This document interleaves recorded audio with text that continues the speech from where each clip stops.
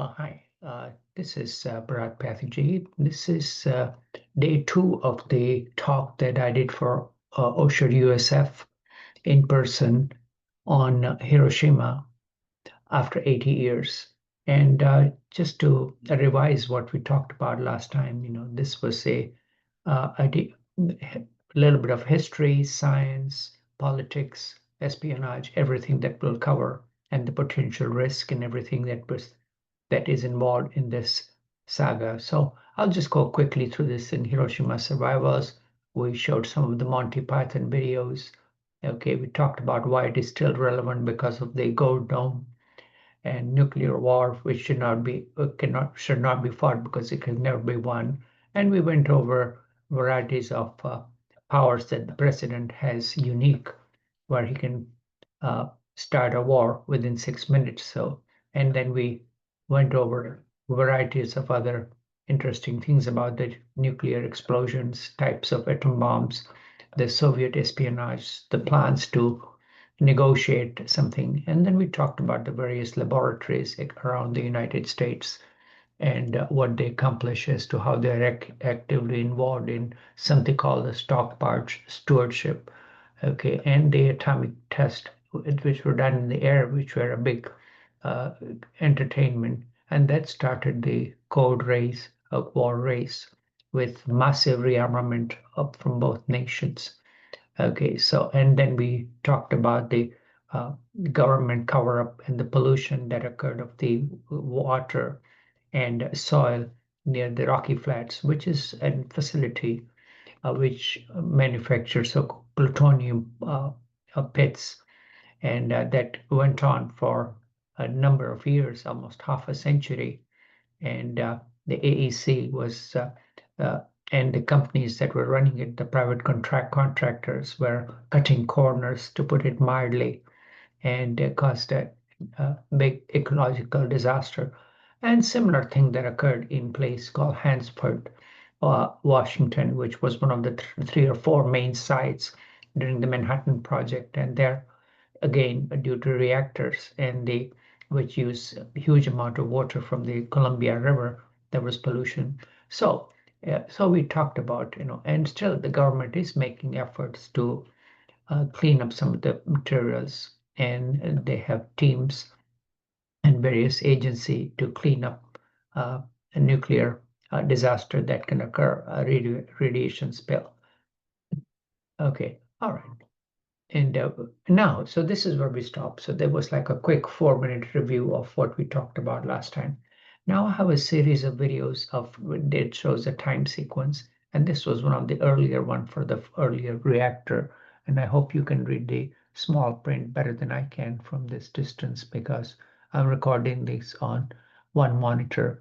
And basically, what it says that they were in the 46 and 47, varieties of tests were carried out on Bikini Island, and in as early as 46, after the war, Truman signed the Atomic Energy Act and gave the responsibility of the Manhattan Engineering District to this particular new agency that was created.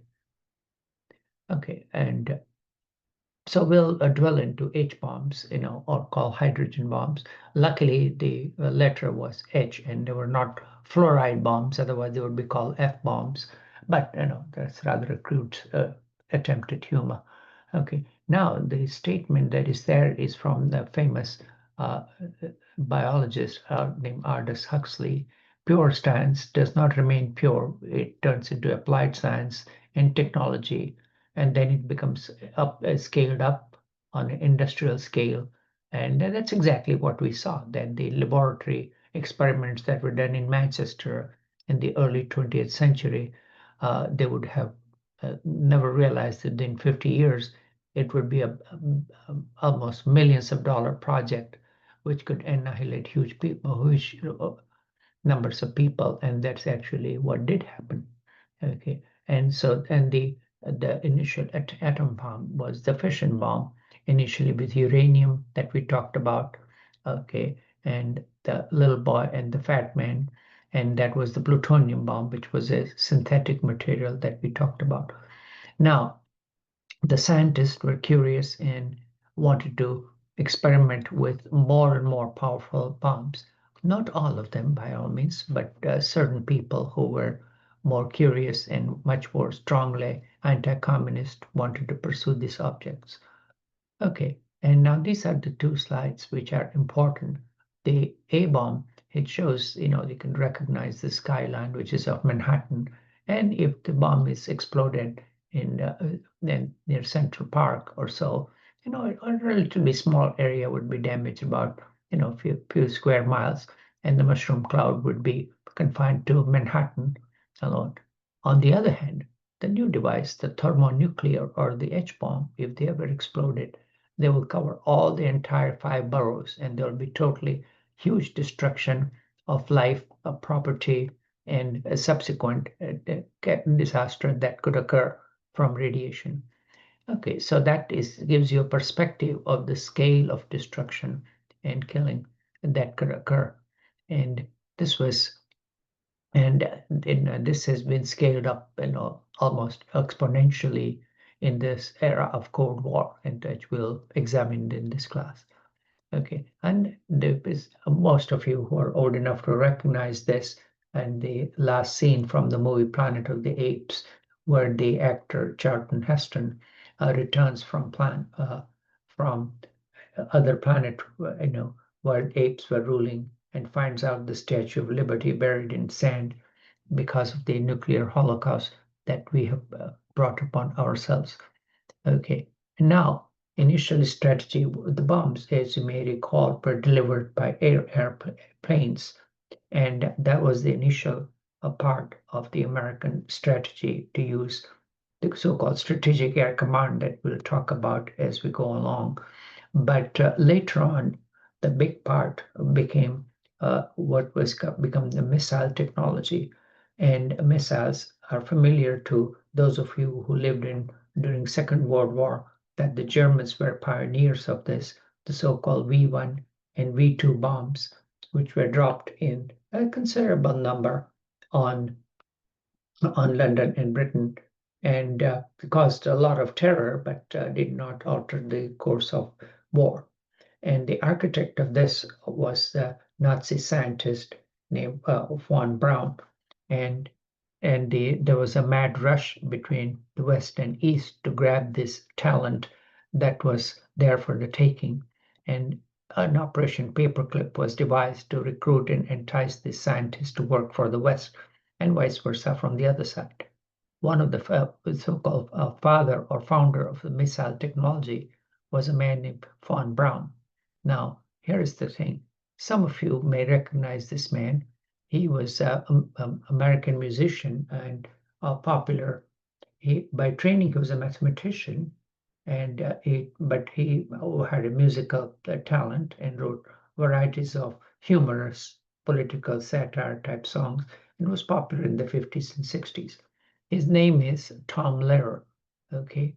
And this was his satire, which hopefully that won't be edited out due to copyright, but I will try to play it just the same. The world's greatest nuclear power.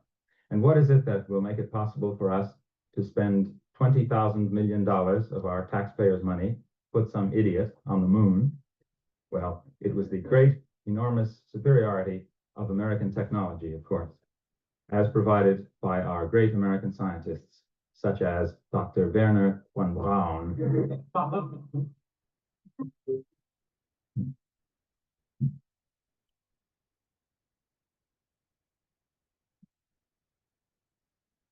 Gather round while I sing you of Werner von Braun, a man whose allegiance is ruled by expedient.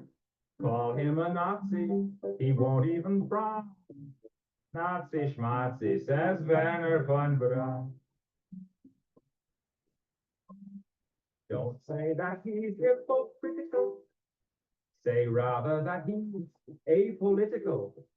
Once the rockets are up, who cares where they come down? That's not my department, says Werner von Braun. Some have harsh words for this man of renown, but some think our attitude should be one of gratitude, like the widows and cripples in old London town, who owe their large pensions to Werner von Braun. You too may be a big hero once you've learned to count backwards to zero. In German or English, I know how to count down. And I'm learning Chinese, says Werner von Braun. Now, just to digress, is a pretty humorous satire song for all the elements of a periodic table, so that you may look up on it. Now, I think this is, I'm not going to assume that everybody is a science aficionado, so this is the basic so-called well-publicized graph of the structure of the atom with the three structures, the nucleus in the middle with neutrons and proton and electrons. Now, that is not really a true picture because the electron is fuzzy and miles away and rotating, but that, that gets into quantum ideology, and we shan't get into it. Now, the hydrogen, basic hydrogen that you studied in school, has proton and neutron, but it has other isotopes called deuterium and tritium, and which has two neutrons, and tritium has three. They are rather rare and very short lasting. And this is the deuterium was used as heavy water. So if you may recall from the earlier reactor uh, stories that we talked about, where plutonium was manufactured, the two ways to cool the reactor with so-called graphite rods and heavy water. And that was one of the reasons why the Germans were never able to successfully build the bomb, because the heavy water plant in Norway was bombed, and that put an end to their effort. Okay, but that's okay. So this just gives you the basic idea. So now the idea was the sun. People had thought about that the energy of the sun, if we can raise that type of temperature, we can cause these elements to fuse, and a chain reaction could be set up, and that would be even get a bigger bang for the buck, so to speak. But it was very hard to raise that type of temperature. So that was the uh, uh, holy grail that some of the scientists, even in early 40s, were pursuing and proposing. And but that was a side project because the atom bomb was the first one. So this just gives you the basic mechanism as to how with the extreme high temperatures, they have the other isotopes can be fused, releasing neutrons and sustaining a reaction. So, and now subsequently, other elements which are slightly higher up on periodic tables, such as lithium, were used. So this electrostrate focusing on deuterium and tritium, and is a primary candidate for energy generation. With the fuses, both of them fuse, resulting into helium nucleus, and with a neutron along with release of energy. And these neutrons will again act on other elements, and chain reaction can be sustained. And this generates a lot bigger bang for the buck. The 1 kilogram of night TNT would may not be a kind of a starting point. The little boy generated energy with 20,000 tons, while some of these thermonuclear devices are massive. You can see the numbers are mind-boggling, 10 million tons. Okay, so they're not just capable of destroying poor Hiroshima, but they can wipe out an almost entire small country of some of the European countries. And obviously, countries like Russia would take several bombs. So this discovery was thought about by the early atomic scientists. It was actually proposed by a lesser known scientist from Japan named Tokutaro Hagiwara, but now it was just a theoretical suggestion of calculations because they did not have the raw material accessible. So now, and this was a similar idea was proposed by the Pope, or the Enrico Fermi, who was all over, starting from Chicago to Manhattan Project, and was not just a great experimental scientist, but a great theoretician as well. So he had proposed this idea. And a similar idea was occurred by Edward Teller, who will figure largely in this part of the talk. But this was opposed by Oppenheimer, and then varieties of other scientists were somewhat interested in it, but was put on the back burner during the early days, and but was brought up again uh, by Edward Teller after the end of war. Okay, and there are varieties of reasons that we would examine. Okay, and then this was, and as I mentioned in the earlier lecture, a lot of the scientists were Hungarian expats, and obviously they had suffered with Soviets and Nazi persecution, and so they were strongly anti-communist and anti-German as well. And so this was their interest in producing bigger and more powerful weapons to stay one step ahead of the nasty communists. Okay. And this is a prototype. Okay, hopefully this will play. I think this is a video and hopefully would not be stopped due to copyright, but I'm going Is to a critical mass of plutonium unless it is compressed. None of the other risks are really a factor. In essence, the implosion mechanism remains the same for all modern nuclear weapons to this day. The Fat Man design became the mainstay of the first generation of both American and Soviet nuclear weapons, as the first Soviet bomb was based on technical information provided to the KGB by Los Alamos scientist Klaus Fuchs, and was thus a direct copy.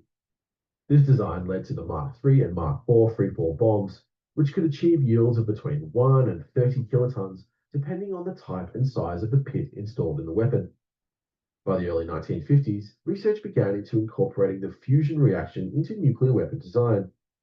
Even in the 21st century, a fusion reaction is extremely difficult to initiate and sustain, but with working fission weapons, the requisite temperatures and pressures could now be reached. One of the first ways this new reaction was implemented was through a process called boosting, a term coined by Edward Teller. In this process, a very small amount of heavy hydrogen isotopes, tritium and deuterium, were injected into the center of an enriched uranium pit of an implosion bomb. When the fission reaction began, the deuterium and tritium were exposed to unimaginable pressure, enough to initiate fusion, converting both into helium-4. The additional blast yield from this reaction was minimal. However, the deuterium-tritium reaction releases a vast number of fast neutrons. With this shower of additional neutrons flowing through the core, the number of fissions that occurred before the bomb blew itself to pieces was vastly increased. This improved the efficiency of the weapon, doubling the amount of material that actually underwent fission. The boosting technique was first tested during Operation Greenhouse in 1951. Shot Item was the first demonstration of a boosted weapon. Just via this technique, the yield of the bomb was doubled to 45.5 kilotons. With the success of the Greenhouse Item test, which had demonstrated that the detonation of an atom bomb could produce the required conditions to initiate nuclear fusion, work began on a device that could create fusion on a much larger scale. Fusion is a highly attractive nuclear reaction. Weight for weight, the fusion of deuterium nuclei produces nearly 3 times as much energy as the fission of uranium or plutonium. The critical development was the immensely high temperatures generated by a runaway chain reaction. This is why devices that generate large fusion reactions through high temperatures are called thermonuclear weapons. The more colloquial name is the hydrogen bomb, as the ordinary fusion fuels, deuterium and tritium, are isotopes of hydrogen. By 1952, work was well underway on the development of a thermonuclear device. The main challenge was developing a form of deuterium and tritium that was stable in a solid form, as both are gases at normal temperatures and pressures. Edward Teller, known as the father of the hydrogen bomb, and other scientists at the US Atomic Energy Commission decided upon a proof of concept. His configuration for a thermonuclear weapon, called a Teller-Ulam design, uses the energy of a fission bomb, the primary, to compress and heat the secondary, a container of fission fuel. The immense heat generated in the secondary then causes a large number of fusion reactions to occur, greatly increasing the yield of the weapon. Because the fusion reactions generate neutrons of extremely high energy, these can be used to initiate fission in U-238, meaning a tamper made out of natural uranium will increase the blast yield further. Therefore, most hydrogen bombs are more correctly described as fission, fusion, fission weapons, Typically, fission and fusion account for roughly equal amounts of the yield. The exact process which leads to the compression of the secondary is still a matter of conjecture, but the most likely explanation is tamper ablation. When the primary detonates, an enormous amount of high-energy X and gamma-ray radiation is released. This heats the outer shell of the tamper to such a high temperature that it evaporates, which accelerates the tamper inward, compressing the fusion fuel. The first major challenge in the development of the hydrogen bomb was the hydrogen itself. Deuterium and tritium are gases, and tritium is both radioactive and has a reasonably short half-life. But for a proof of concept, it was decided to simply use liquid deuterium, which had to be cooled to cryogenic temperatures. The first shot of Operation Ivy, undertaken in the Pacific Proving Ground, the Ivy Mike device, was therefore not a deliverable weapon. It weighed some 74 metric tons. The device was encased in a 6-meter high, 2-meter wide steel tube with 30-centimeter thick walls. This assembly, which itself weighed some 49 tons, would then be filled with liquid deuterium. At the top of the tube sat the fission primary, the Mark V fission bomb, a more efficient version of the Fat Man device with a composite plutonium-uranium pit. The primary and liquid deuterium were separated inside the device itself, with the secondary surrounded by 4.5 tons of natural uranium, which acted as a tamper. To support the refrigeration equipment, a 3,000 kilowatt power plant was installed, and the whole assembly was housed in a 20-meter high building called the shot cab. It really was more of a nuclear installation than a nuclear weapon. The energy released by Ivy Mike was truly terrifying.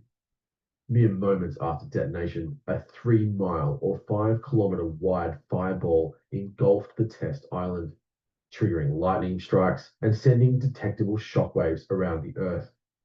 The mushroom cloud rose to an altitude of 50,000 feet in just 90 seconds.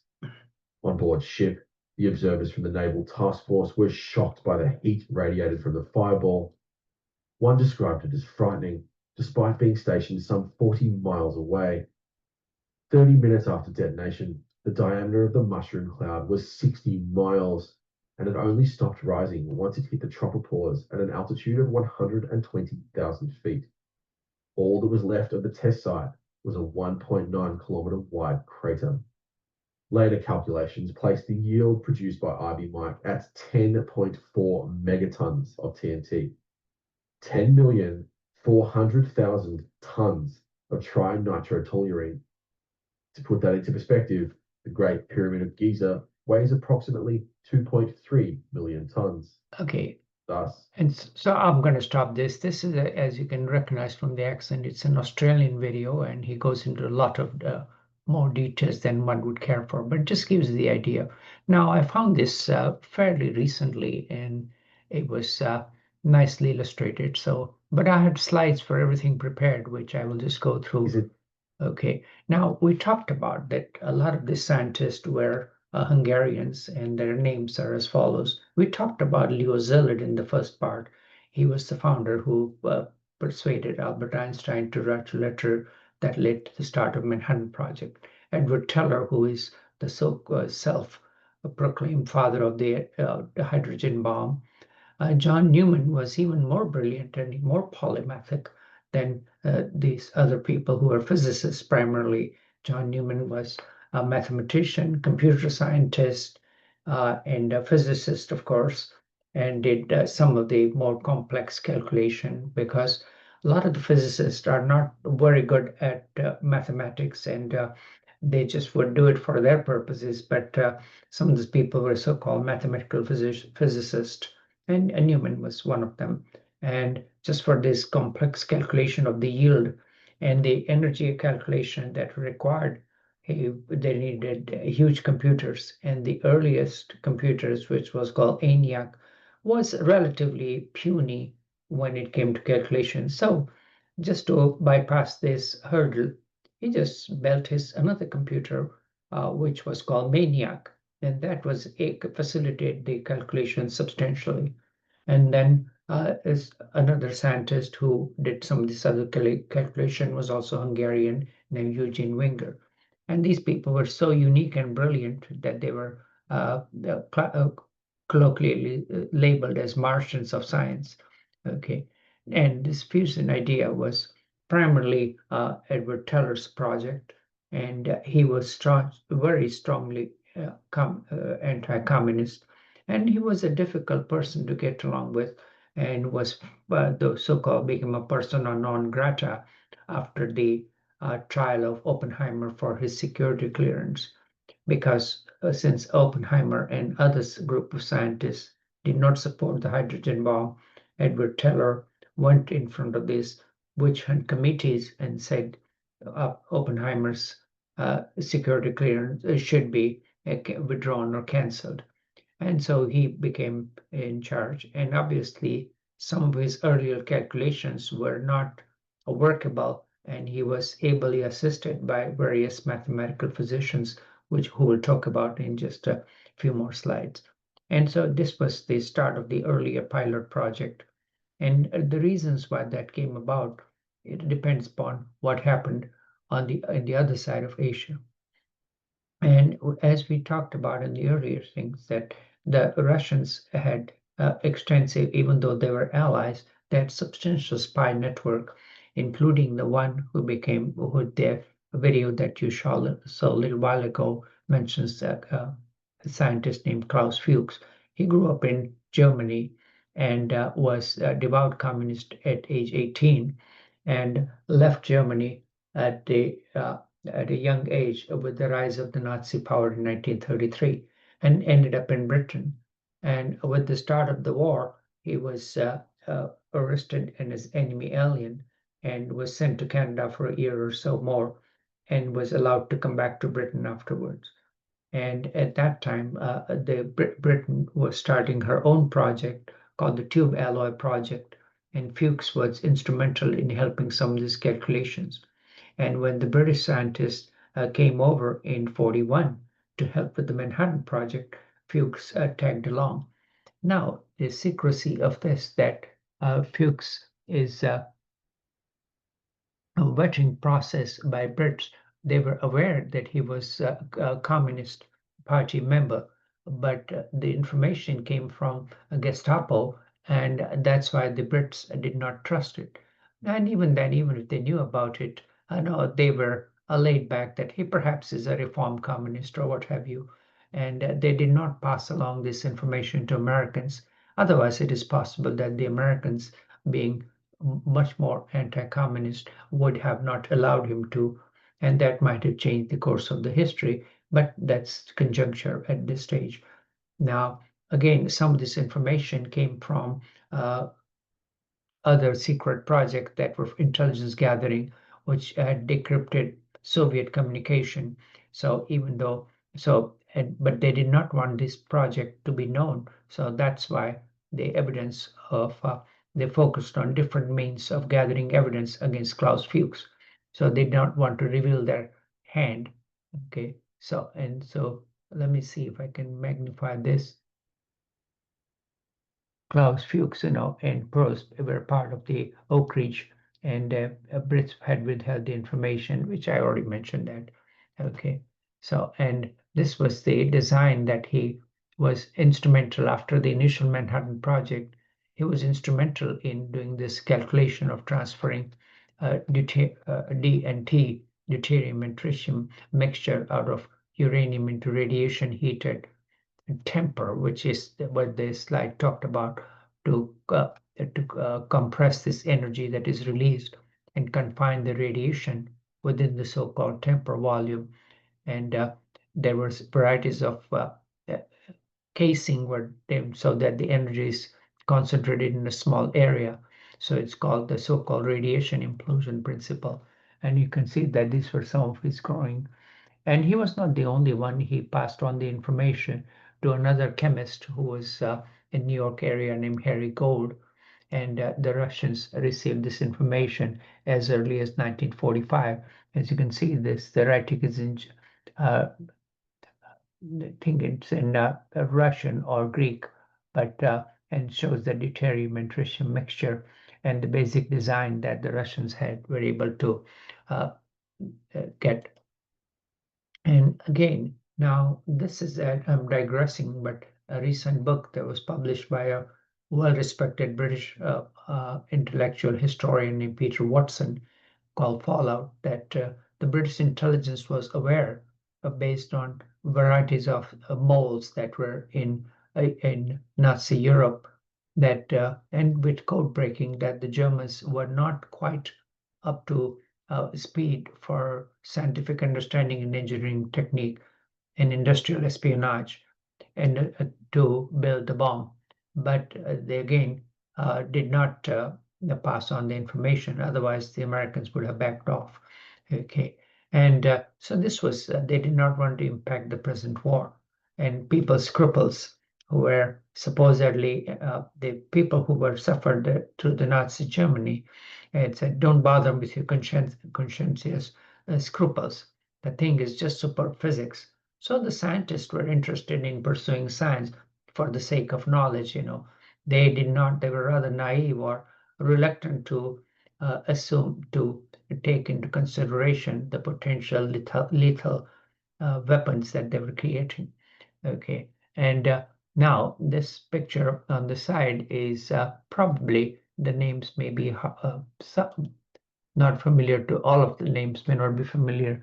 The center one is a well-known figure, the master spy who was working right in Whitehall, the British establishment hub, and was passed on the and varieties of movies and books have been written about Kim Philby, but there were other gentlemen scientists who are part of the who is who of the upper class crust of the British establishment, and the names are as follows: Anthony Blunt, no, Douglas MacLean, okay, Guy Burgess, and uh, and then the last one was the fifth man was identified as several years later, named John Cairncross, okay, and these were people were right near the heart of the British government. They were the secretaries of the Secretary of War, and Cairncross was the secretary to the Tube Alloy chief, and so, and they were able to share. Now, they were not in it for the money.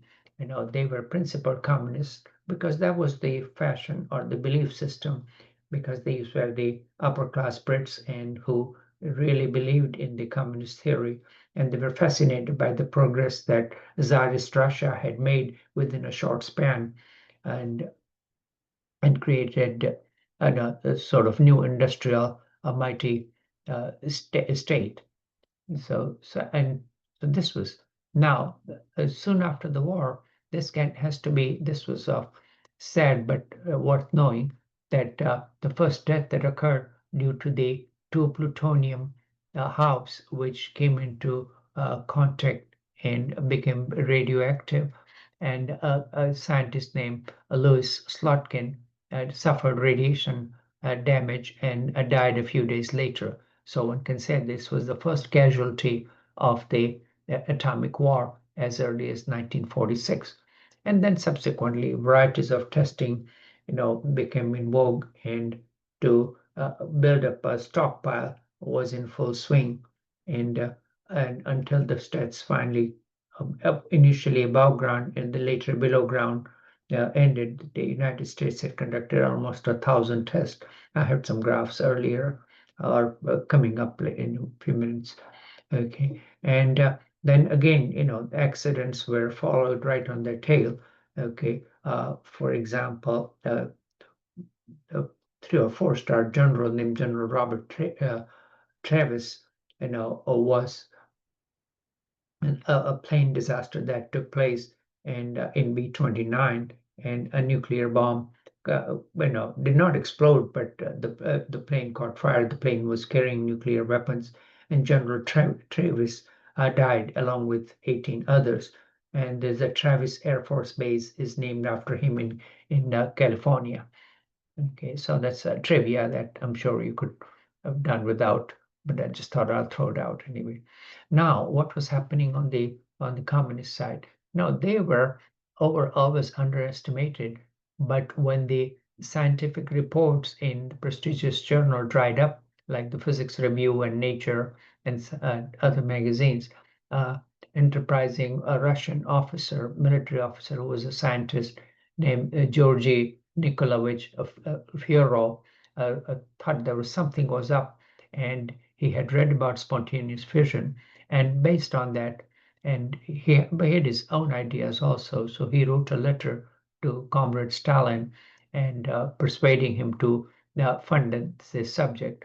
And he was a low man on the totem pole, and subsequently the letter writing went to the more principal scientist named Igor Vasilovich Kurchatkov. And so Stalin decided to proceed with especially when they heard that the West was pursuing this and they wanted to keep up, with this potential new weapon system. And so that's why he created, and then just with the resources of Soviet Union were thrown behind it, and an old city of Saro, which is about 250 miles east of Moscow, was chosen as a site and became so-called Forbidden City with a new name given called Arzamas. And then there were several cities were later on built up. Okay, and and the Russians had, obviously, in the early days, the information was exchanged across the nation walls. A lot of the scientists had been to Cambridge and to the famous Bohr's Institute in Denmark. And I mean, they did not come too much to US, but the scientific information was widely shared. So they were capable, but underestimated by the West, and the language difficulties were obviously there, and they had just to find out how ahead they were. They had sent a physicist scientist named Terlatsky to meet with the grand man of atomic physics Niels Bohr, but he didn't find out any new information. So the Russians had to rely on a good old-fashioned spy network and their own scientists. And again, the man who was very vigorous and a great leader was Kurchatkov, and he can be called and he had taken into upon that until the project is completed, he will not shave. So he was the so-called beard in the Russian establishment, and they had enough manpower and raw material to carry out this project, you know, in the safer areas. Now, and as the Russians surprised the West that as early as 3 years later, they were able to explore their own device, which was the acronym is Russian RDS-1, and there was almost an identical copy of the Fat Man style bomb that was exploded over Nagasaki. Okay, and this was it was slightly more powerful, 22 kilotons, and they were already new, so they were not in any hurry to announce this to the world. They did not want the credit, and the American planes that were over Siberia surveying weather picked up the radiation detection, and that's how the West learned, and that created shock waves because the who is who of the Manhattan Project thought it's going to take the Russians about 20 years to catch up. They were inferior. They could not even make a good refrigerator. So how they were going to make the bomb? So, but again, the shock waves were, and so in at the same time, and after the Manhattan Project, the attempts at hydrogen bombs were being experimentally worked on. Okay, and again, Klaus Fuchs was right at the heart. He, along with von Neumann, had filed a patent and done the theoretical calculations and actually published papers on this. There was a new initiation system was incorporated into secondary core of liquid deuterium and tritium. Okay, and it's squeezed by the energy with radiation as a source because that's a different type of energy. So they were able to create this high temperature, and they'd even filed a patent for it, as I mentioned a little while ago. And this was the so-called spy versus spy. Also, if you grew up in the 60s and familiar with now defunct Mad magazine, where may read this cartoon, Mad the Spy versus Spy, and this was and you may be surprised that we had access to this in so-called the word that is no longer used in the third world, India. So the American cultural influence extended far and wide. Okay, so I thought that this was the clock and dagger stuff was part and parcel of the physics community. Okay, And again, we talked about, the third espionage that was at Los Alamos, and the plutonium bomb and the H-bomb ideas were given. The complete uh, blueprints were handed over to the Russians. And he was again a member of the British mission at Los Alamos, and he reported to Harry Gold, who we saw earlier, and he was a courier. And the head of the Russian Secret Service, Levante Beria, was put in charge of this uh, apparatus and to direct this program. And he was a cruel but efficient administrator, and he kept the Russian scientists on their toes, and so much so that they were afraid to revise the design anyway, because failure have been met with severe punishment and gulag, and if not death. Okay. And after the Soviets exploded the bomb, the Americans wanted to keep straight ahead. And that is why, Truman, again, decided to give permission to, this is Boston Globe, probably from the early 50s, hailed to Truman's H-bomb order. So, Cold War race had already started, with further and further more lethal weapons being developed. I already mentioned the counterintelligence project with called Winona, and now that has morphed into National Security Agency. And again, by this time, the Americans had lost faith or trust in the Brits because of the disappearance of Guy Burgess and McLean, behind the Iron Curtain. Okay, and the spy, and there were other spies, and in fact, a physicist named Ted Hall was exposed as late as 1997. So the Russians had a very extensive network in the United States, and they were considerably helped. Okay, and so the Soviets exploded the bomb in Kazakhstan, which was part of the extended Soviet Union, which is now defunct, in 1949, and uh, and and again the weather balloon discovered this and shocked the world, and okay. And again, the scientists were aware that the Russians had capability, but the administrations and the engineers were. Now, this was always surrounded by secrecy. That was part of the parcel of the tradition that General Groves established, and so much so that an American Scientific American magazine that had published an article, they had, by the theoretical physicist named Hans Bethe, and all the uh, federal government raided the Scientific American office and destroyed every printed copy.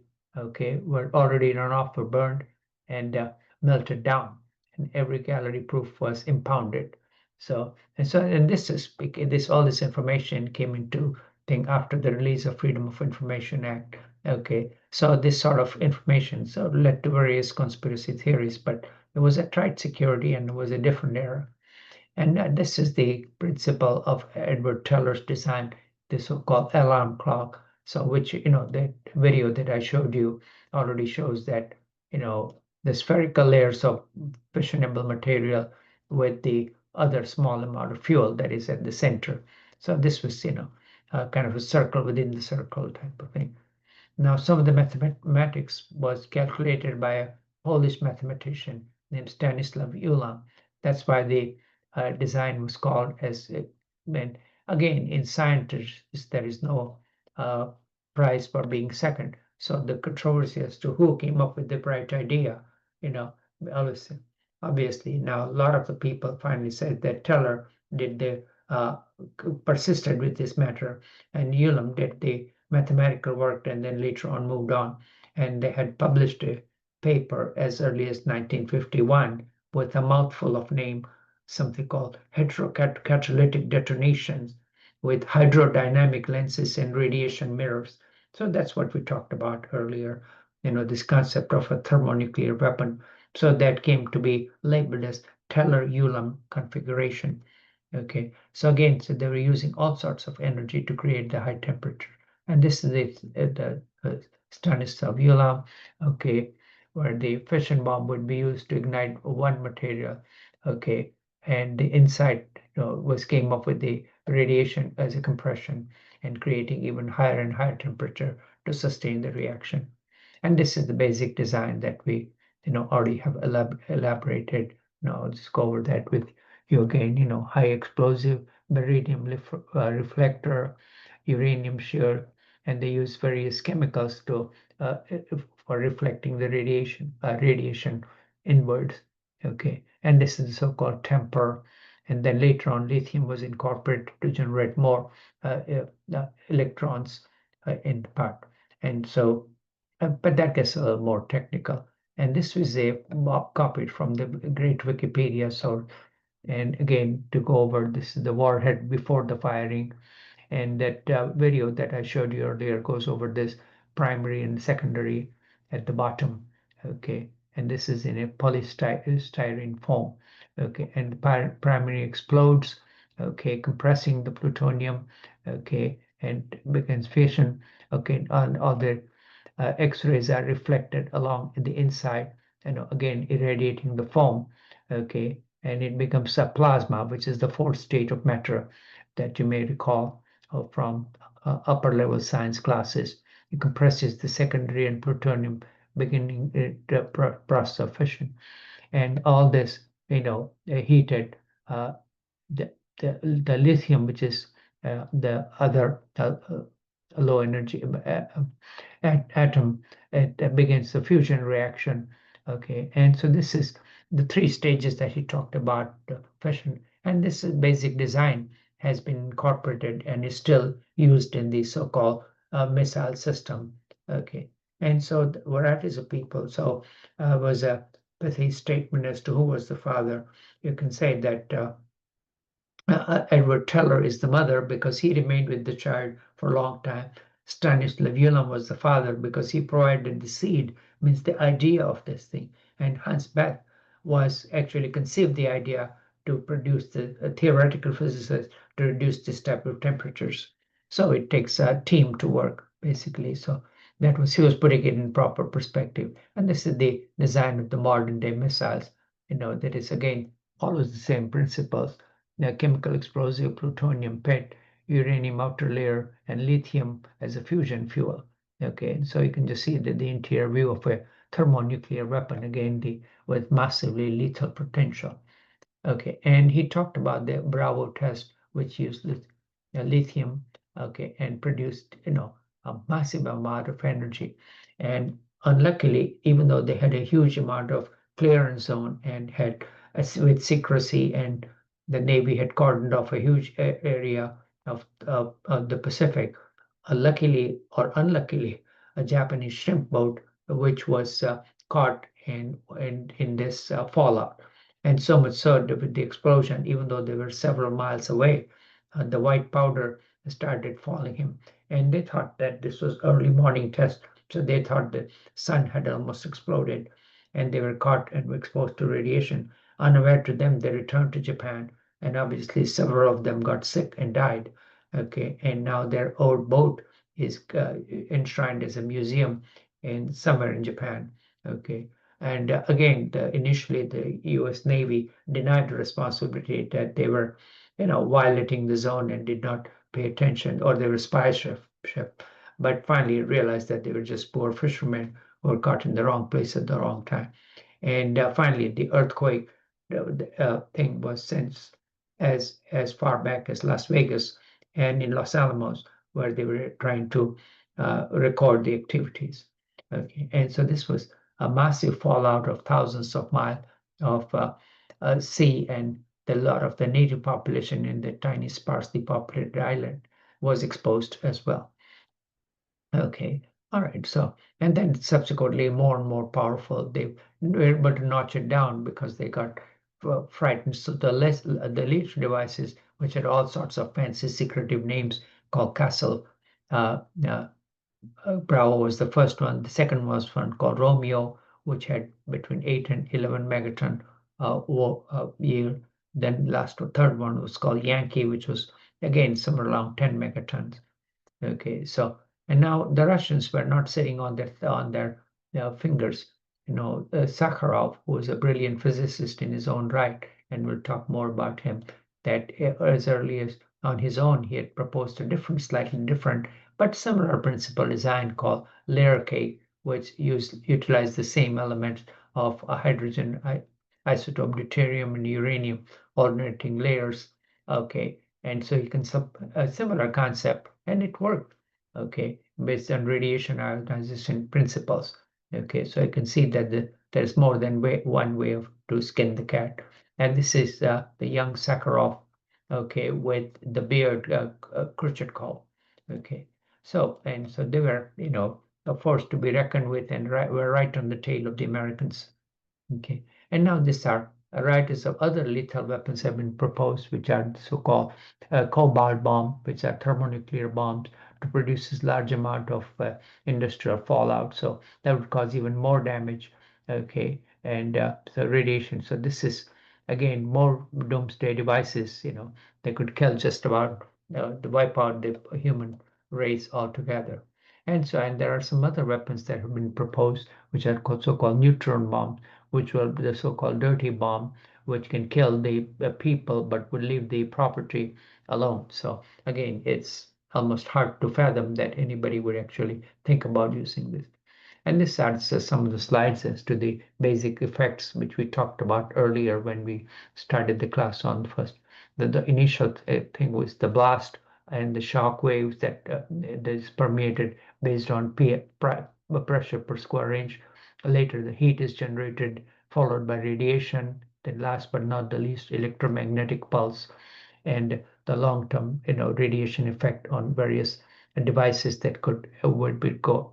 Okay, and the blast wave, is typical everything that is in the force, except for some heavy concrete steel, but it would be melted down even with the hydrogen bomb. So the pressure effect would be a lot worse than hurricanes that we talked about. Okay, and this illustrates in the PSI pound per square inch. Even heavily buildings are damaged or demolished. Okay, so the force, it increases substantially. And as we saw already in the fireball cloud, as to how big and how wide it can be.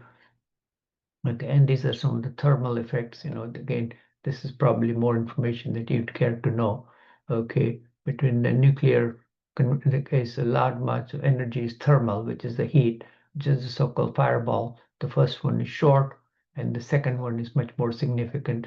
Okay, and again, it could cause a huge firestorm and soot that would follow with it. I mentioned that in the last class. Okay, and this is the amount of fallout that occurs. It reduces depending upon the radius or how far you are. Okay, and the fallout particles have a pretty long half-life, strontium, iodine, cesium, and that's why the iodine tablets are given for radiation sickness. But the strontium has a long half-life, and in contaminated water and milk supply of elements. Okay, and you can see that the amount increases. The further away you are, the less radiation you get. So if you're very close, then you're really going to suffer very quickly. And so this is again, a lot more details about. And now they summarize the effects in electromechanical pulse. Ozone is depleted, and then because of the soot, you can get a nuclear winter, and varieties of earthquake can occur as well. So I think just for sake of time, I'm not going to dwell too much into it, but how it compresses in the air, it creates the nitrous oxide mixes with ozone, and it breaks it down and creates a more toxic gas, a nitric acid. Basically, when it mixes with water, it becomes HNO3. Okay, so it's a simple chemical reaction that would occur. Okay, and so this again, there's hole in the air, ozone layer hole. It would not be something that we would want to look forward to. And the long-term medical effects are well known, from radiation, which can occur from X-ray or overutilization of X-ray caused the damage. And in the early days of atomic energy, there was a lot of enthusiasm, and you may or may not have heard about the so-called radiation girls who were using radioactive radium to paint wristwatch dials, and they used to put their brushes in their mouth, and obviously they got their throat and mouth cancer, and so even in the small amount can be pretty lethal. And the great famous scientist Marie Curie has suffered radiation, and her books are still active after 100 years or so more. So that's nothing to be known. And these are varieties of ways it is measured, the extremely high of thousands of rads and even low dose of 100 rads. So people, and especially at Chernobyl, a lot of people got exposed to this. Now again, so these are and the long-term effects, and this is the last drawing from one of the Planet of the Apes movie, that how people were deformed and they were wearing masks and they were worshipping the only bomb that was left. So again, and believe it or not, this was actually done in either in India or Pakistan when they exploded the bomb, the worship of the bomb. Okay, so this is, and again, this has been satirized in various movies. And the earliest effect that occurs is on bone marrow, then eyes, and then tumors in keloids, which is the ugly scar that takes place. And we talked about Andrei Sakharov earlier, and this is Sakharov. And later on, he became disillusioned and protested the nuclear weapons and favored disarmament. That did not go well with the establishment in Soviet Union, and he was put in exile and spent several years in Siberia, and was subsequently recognized for his work of protesting the nuclear weapon spread. And in 1975, he received Nobel Prize. Okay, and this is the prototype of the layered cake bomb. And again, these are some of his principles of his earlier design. So there were some clever chaps on the other side as well. And there are some other Nobel winners also. A guy named Vitali Ginzburg, who got Nobel Prize in superconductivity. Okay. Okay, but that's a different subject altogether. Now with this will segue into Cold War, okay, which you're all familiar with. And the start of that was with the former Prime Minister's speech, Winston Churchill, when he visited Fulton, Missouri, at the invitation of Truman. And by that time, the Soviet Union had expanded it and taken control over almost all of Eastern Europe, the Latvia, Estonia, Poland, Hungary. And so that's why the famous Iron Curtain speech that gave the start and printed the dark picture of what came to be known as Cold War. Okay, now, and this is Winston Churchill giving the speech in Fulton, and was well recognized as a new paradigm shift. Now, because the atomic weapons had received so much negative publicity, Eisenhower, when he won the election, he decided to share some of the technology for potential benefits to mankind, such as electricity and building dams and even digging canals. So, and that was so decided to share it with the so-called non-nuclear powers, because by this time there are only three nuclear powers: Soviet Union, Britain, and United States. So they decided to share some of the knowledge, okay, for more peaceful purposes. And all the major industrial countries were interested in it, and so the reactors became the thing, and it was presumed that yes, this may solve the energy crisis, but again, didn't work out as well as it was thought. Now, at the same time, a diplomat who was American diplomat who was stationed in Soviet Union, he had a first-hand knowledge of the Soviet system, and he sent the so-called famous a telegram to Washington in as early as 46. Problem of how to cope with the Soviet Union is the greatest task of diplomacy. Okay, and it should be pointed out the departure from which our political self works should proceed. So he gave a caution of the Soviet ideology, and now this was widely circulated amongst all the diplomats, and again set in motion something called the Cold War, as the Russians were the evil empire and should be, almost wiped out by the more hawkish people, and the other people failed to trust them. Now George Kennan was, in later on he decided he did not exactly mention that just totally break up the relationship. He suggested working with them, so his take on was that the telegram should have been interpreted in a different way. And he was cautious, that even as late as 1997, he cautioned against the NATO expansion. Okay, so this was, one can say that he thought that this was considered perhaps a sort of an error that set in the motion the Cold War as we came to know it. Now again, just going back to some more relevant information on Operation Greenhouse. Okay, it was huge, and the whole Eniwetok Island atoll was wiped out, and the natives were not able to return for several years. Okay, and this is a chain of small islands, the Pacific part of the Marshall Island chain, which was entrusted to the United States for a guardianship after the war. You know, they were initially under the Japanese control, and so this was varieties of devices now were explored. Okay,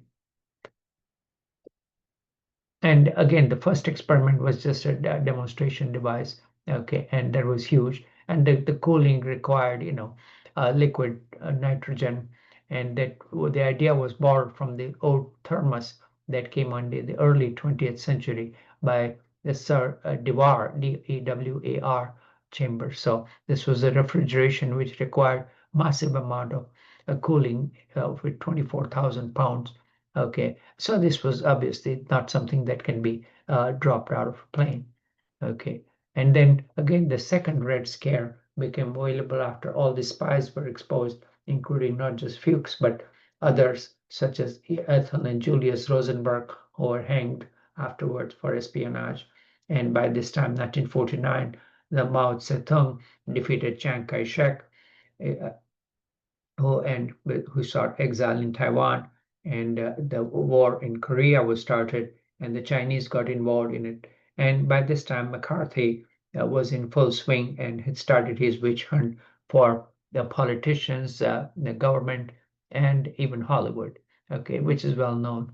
And again, during the Korean War, you know, the Americans were and the Allies were losing initially. So the great General MacArthur or had requested nukes to bomb China. And again, now the only reason that was not carried out was because of the fear of Soviet Union intervening. So Truman was rightfully so reluctant to use them. But just finally, when MacArthur became hard to manage, just to placate him, 9 nukes without the starting these things were transferred to the Pacific Theater. Okay, and now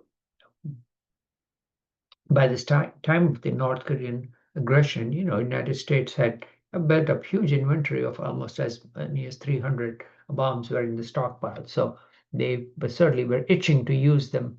Okay, and so now moving on afterwards, you know, we talked about the Cuban Missile Crisis. We'll get to it in just a minute, but that is well known to most of you. You know, as when we came close to the war. Okay, and the causes were they were secretly building missiles, and the United States had missiles in Turkey, but obviously, you know, we were the good guys, so you know we could get away with it. Okay, and again, the U-2 plane was photographing the missile sites. Okay, and our espionage was, and then there was a steering but that took place between Khrushchev and Kennedy. Okay, and you can see that the missiles could easily reach continental US. Okay, and this was interesting where the strategic command named a guy named Thomas Powers, you know, he put the U.S. Strategic Command on DEFCON 2, and he announced it without any, you know, declassification or coding signals, so to speak. And so the Russians were able to hear that the United States was this close to going and launching the weapons in defense. Okay, so this was like either whether he was insubordinated thing or you know was just trying to you know were knowingly trying to scare the Russians. That is guesswork. And again, we talked about the Joe 4 that was exposed. Now, on the tails of this, the accidents were right behind it. That you know the nuclear bombs were dropped accidentally from airplane many times because over North Carolina there was a big accident that I'll talk about in a few minutes. And again, there were varieties of explosions that took place, you know, in ICBM in Arkansas, which I will talk about. Some of the missiles were flown from Louisiana to North Dakota, you know, without proper precautions. And again, so this was, but so many times, you know, the controls mechanisms was okay. And sometimes even just humorous accidents took place. There was an air base in Wisconsin, Air National Guard were on alert for that the Russians had attacked because it was a black bear that was climbing over the fence and caused the military to scramble the airplane because they were trigger happy and were ready to launch, at a few minutes notice. Okay, and again, so this was an instance which came close to creating the first attack on the American soil. A B-52, which was during fueling, caused an accident and collapsed. The pilots parachuted successfully and were rescued, but the 3 nuclear weapons fell to the ground, and one of them came this close to being spontaneously being armed. There was finally the more recent investigation showed that there was a one simple switch that stood between major catastrophe of the bomb going off. Otherwise, it would have been some huge disaster there. And a very investigative, respected journalist named Eric Schlosser had written a book about this disaster and other ones, Command and Control. And it's an older book, but it's of interest. And similarly, a nuclear reactor meltdown before Chernobyl and third time, and it came close to meltdown near Detroit, one of the reactors. Okay, so the accidents these were the known accidents. Some of the other ones that were close to them. And the other ones that needs to be discussed is that occurred in the European soil. Americans had paid millions of dollars to General Franco for bases in the Mediterranean, and the nuclear weapons were stored. And again, during one of the plane crashes, several bombs were lost and fell on the small village of Palomares in Spain, and they were able to recover 2 of them, but the third one was missing. And finally, they decided to, based on a fisherman's tip, decided to search the sea, and a submarine went into a trench inside the Mediterranean and was able to retrieve the third weapon.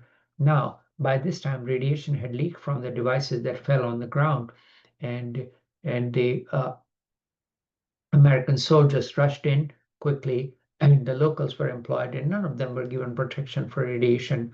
And finally, in order to save the cost, the American Army, or the command, they just dug the dip and turned the soil over and put it at a deeper layer, a few feet under. And lo and behold, obviously, during the next time when the crops were raised, there was radiation. And this became, the press caught the wind of it initially. It was all hush hush, and Franco was collaborating with the U.S. Army. But then, when the reporters got hold of it, the kids started, doing twist with the radiation, or started treating it. And at the same time, there were cartoons for the U.S. military, leaking radiation. Okay, the arrogant, rich, fat Americans, contaminating. And so, and similar to the Air Force Base, Greenland was Denmark had allowed bases, close to the Arctic Circle, and in operation from the 50s, and they had almost a whole underground city. And again, the airplane accident occurred, and a huge swath of ice was exposed to radiation soil. And now, unlike the Spaniards, the Danes had not given permission to store nuclear weapons on the base, and so they were rightly not too happy. And you can see that the controversy over Greenland still continues in the present time. Okay, that brings us to the one more disaster. This is hopefully, again, this will not be, copyright violation, but missile explosion within a hair's breadth of disaster.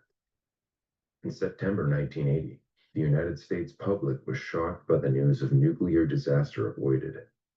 In the crop field just a few miles away from the town of Damascus, Arkansas, there was a 9-megaton nuclear warhead waiting to explode.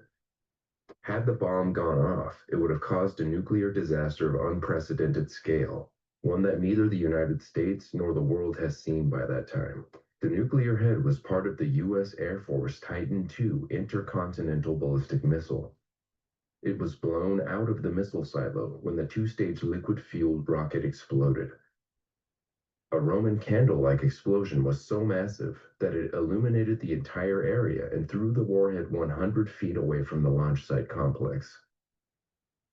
The strategic missile site 374-7 were Okay, I think it's a long video, but I'll just summarize it basically so you can just see that explode. Now, this occurred simply due to human error because two workmen were working with the fuel, okay, and tightening some areas, okay, and they used the wrong wrench that fell, on the side of the silo, bounced off and punctured the wall of the missile and causing the fuel to be exposed to air and leaking and caused the explosion and the warhead shot over, and one of the airmen died.